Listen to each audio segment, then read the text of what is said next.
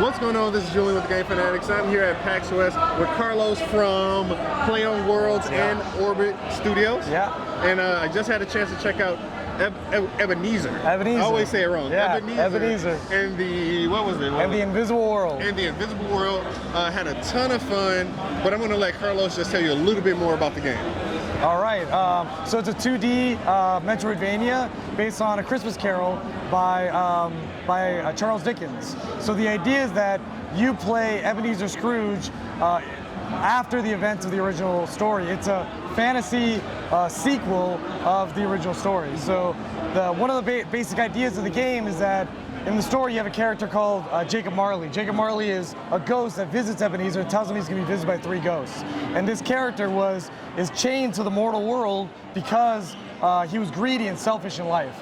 So our idea with the game was, what if Victorian London was filled with ghosts like Jacob Marley? Yeah. Right? So there's other ghosts in Victorian London that are chained to the mortal world. So we use that same visual motif, right? So, and you see that throughout the game on all different ghosts. Cool. So, I know that there may be more ghosts coming down the line, but when you start the game, how many ghosts will you have access to? Well, you don't have any ghosts at the very beginning, but you gain one fairly quickly. Okay, cool. So fairly quickly, yeah. And I think, so it's, I think 12, I think you told me 12? There's 10 ghosts, 10. Well, there's 16 ghosts in the game, okay. 10 of which are what we call attack ghosts, and 6 of which are movement ghosts. Cool. Movement ghosts are ghosts that give you ability to navigate the environment in different ways. So these are like bounce kick, these are teleport, things like that, right? And some of those also give you ability to access areas you weren't otherwise able to access. Okay. So in Metroidvania, a big part is gating mechanics. So those ghosts operate as part of the gating mechanic, on the gating mechanic side. We also have attack ghosts. Attack ghosts are a little bit different in the sense that they take spirit. So we have a spirit meter, right, in the game. So every time you use a ghost, the spirit meter declines a little bit. But you gain spirit every time you make contact with an enemy, a good contact hit. So if you watch a player play the game, a lot of the rhythm that you see is attacks, ghosts, attacks, almost like a fighting game or something, where you're doing, you know, jab, Hadouken or something. You're seeing staff, then using a ghost, stuff like that. So. Cool.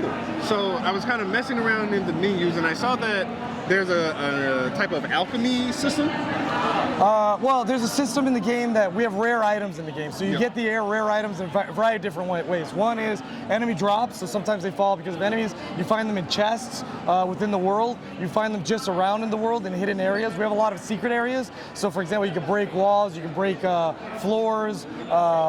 We have a certain type of a ghost that like identifies secret areas and so forth. And then obviously, because it's a Metroidvania, there's certain areas you just won't have access to until you get abilities later in the game. Okay. So sometimes when you go back to those areas, you're gonna get these rare items.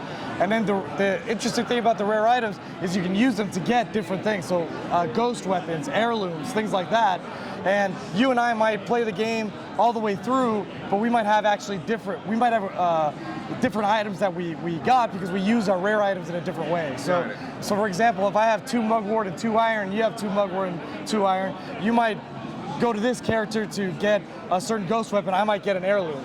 So by the end of the game, we might have a little bit of a different result. Got it. So yeah. So most of the upgrades in the game are kind of centered around like new weapons and new ghosts that you find. Exactly, yeah. All of it, one of our key sort of features and key thematic elements of the game is ghosts. Yeah. Right? So we wanted everything to center around ghosts. So you have ghost abilities like the movement ghost, attack ghost. You have ghost weapons, right?